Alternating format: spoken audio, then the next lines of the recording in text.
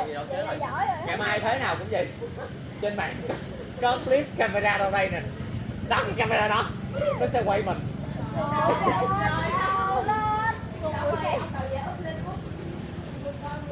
Trời ơi, tao phá nick Facebook. Ok, mình chơi hoạt động gì mọi người, mình ngồi nói chuyện thiệt á hả? Ở cái đó bờ chơi sao? Bây giờ mày lại cắt xấu á. Mày cứ kéo lên đây đi. Chơi vậy có vui. Mọi người hôm nay hết trơn đi với thằng Đây.